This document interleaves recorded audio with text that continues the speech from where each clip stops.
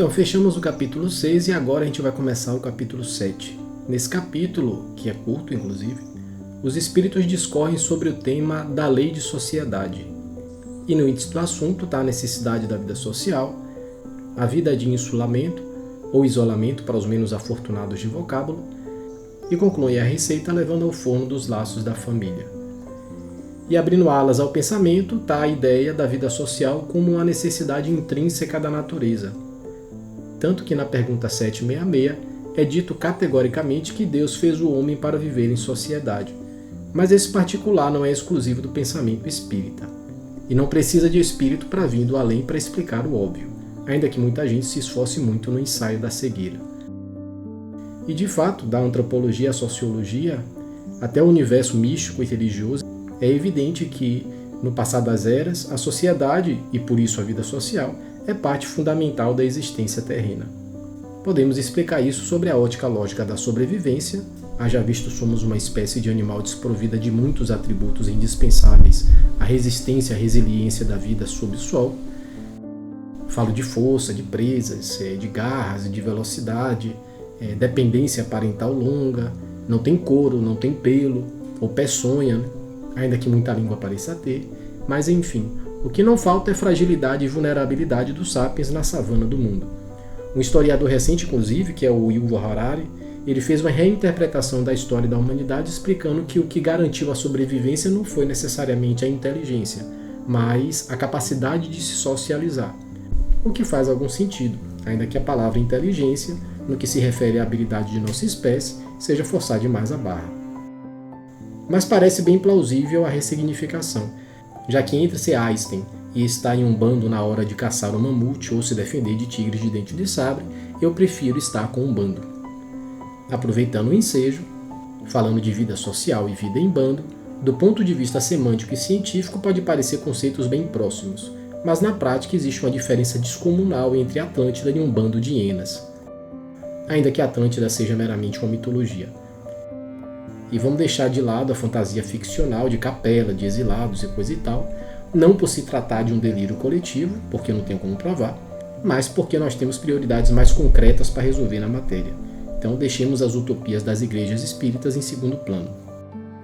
E já que a vida social é uma necessidade, ela tem por razão de existência um propósito, um objetivo. E os que não são vistos dizem que tal objetivo é o progresso. Até aí está tudo bem, não fosse a natureza polissêmica da palavra progresso.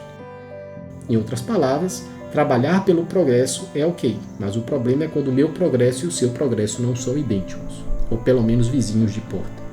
E nesse caso, quando a escala sai da nossa rua e alastra para um planeta com 8 bilhões de indivíduos com franca expansão, a coisa toda deixa de ser a Disney e passa a ser uma espécie de Mad Max na cúpula do trovão.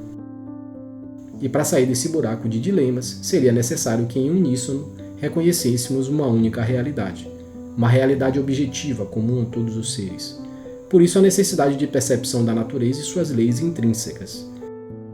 Nesse ponto a ciência entra na equação, porque à proporção que evoluímos a tecnologia, nós desvendamos a natureza e suas leis, a chamada física, de forma objetiva, exata e técnica. Dito de outra forma, você pode até ser Hare Krishna, budista, espírita, ateu, terraplanista, católico, mas se você pular de 50 metros de altura, a gravidade vai lhe sugar impiedosamente a aceleração de 10 metros por segundo. E você achando que o espiritismo é resolver tudo. Pois é, já acharam isso do cristianismo, já acharam isso do budismo, do islamismo. Não é uma crítica impiedosa, nem por escárnio que eu falo isso, mas é só para que você entenda que como se diz na filosofia, quando o homem fala de Deus, ele fala do homem. Isso quer dizer que quando o indivíduo ou religião fala de Deus, ambos não estão falando do sagrado e do divino, estão falando sobre eles mesmos. E leia nisso política, bem e mal, domínio, purga, julgamento, pecado, ou seja, coisas de César e de Mamon. Fechando o parágrafo e deixando uma pulga muito bem alimentada na sua orelha, as diretrizes do progresso para a humanidade não estão na religião, estão, acredite ou não, na ciência. Daqui a algumas décadas isso vai ficar mais claro. E repare que eu falei sobre o progresso para a humanidade e não o progresso da humanidade. E nesse caso a semântica é importante, porque a densidade demográfica de humanos no planeta é bem parecida com as do urso panda na África. Dá para achar no zoológico, e olhe lá. Dando seguimento, os espíritos argumentam que a necessidade da vida social, entre outros motivos, dá-se pela simples razão de que nenhum homem é completo em suas faculdades. E o fato de que uns possuem mais que os outros é motivo de intercomplementariedade. Na soma das habilidades, a garantia de sucesso é maior. Partindo disso, nossos atributos não equivalem. E sim, o mérito é a legitimidade da competência e não o recurso terapêutico. Mas vamos adiante. Recapitulando até aqui, a primeira parte do sumário se resumiu à necessidade da vida social. Viver em sociedade e viver em bando são coisas diferentes, outra coisa abordada, e o propósito da vida social é o progresso, mas que esse progresso, dito pelos espíritos, precisa estar alinhado com a realidade objetiva e não com as infinitas dimensões mentais subjetivas de cada um. Disse ainda que essa objetividade da vida está na ciência e não na religião, e concluí com a ilação dos flutuantes que a vida social se dá porque nenhum homem é completo em suas capacidades e virtudes. E poderia somar a isso um apêndice presente, que o Russell Wallace, contemporâneo do Darwin, contraria o próprio Charles com o argumento de que a natureza progride agregando, e não só selecionando os mais fortes, como está na proposta da evolução das espécies. Ambos, na verdade, estão certos, só que a abordagem de um é mais reducionista e a de Wallace é mais ecossistêmica, mais molecular. É uma questão de interpretação de dados, mas vale o pensamento, porque na robustez do assunto, no montante das ideias, o Russell Wallace faz mais sentido do que Darwin. É um pensamento complexo e que caberia mais um tempo, mas não é a pauta em questão. Mas eu posso adiantar que tudo nesse planeta, em se tratando de matéria, parte de um átomo e suas relações de atração e repulsão, mas a gente vai ficar nisso. De tudo até aqui, meio que escapuliu para fora a questão sobre o isolamento do mundo e da sociedade como freio ao progresso. Não é bem assim. Entendo os espíritos quando respondem sobre esse assunto, porque eles generalizam o conceito, coisa que não é prudente, mas entendo que há nisso um recurso didático. Pelo tempo que eles tinham e pelo repertório dos que liam, não dá para abordar o assunto por completo e como se deve. Mas é seguro dizer que não é pecado, muito menos é desperdiçar o tempo na Terra. Fosse assim, teriam que desconsiderar totalmente figuras como Gautama, que foi o primeiro Buda, como Yogananda e incontáveis sábios orientais do mundo antigo, incluindo Jesus, que frequentemente ia meditar no deserto. Então, se afastar do mundo para meditar e refletir, que inclusive são coisas diferentes, é uma necessidade de prumo e de rumo. E a ínsula nem sempre é geográfica, ela pode também ser mental. Tem muita gente vivendo em uma bolha no meio das multidões. E para não me alongar, as linhas do texto são reducionistas no assunto. É só para você ter cuidado ao achar que algumas práticas, por mais que lhe pareçam austeras, elas podem não ser. E a última página, para concluir, tem o item dos laços de família. E falar nesse assunto hoje em dia é mexer em casa de maribondo, porque o que não falta é pensador adolescente ultramoderno que critica a família enquanto instituição, mas que come, mora, bebe porque tem um pai, tem uma mãe ou um tutor para pagar os boletos. Não que exista a família perfeita, porque relação é relação. Mas só porque você não gosta de sua família, porque ela não concorda com você ou lhe impõe limites, não significa que ela não presta. Ou ainda que sua família não preste, não significa necessariamente que todas as outras não prestem na mesma proporção. Na verdade, o que a história mostra é que você e sua família tóxica é uma estatística baixa no correr da régua do tempo. Dito isso, a família é o núcleo primário da fundação social, no sentido de que se não der certo dentro de casa, não vai dar fora.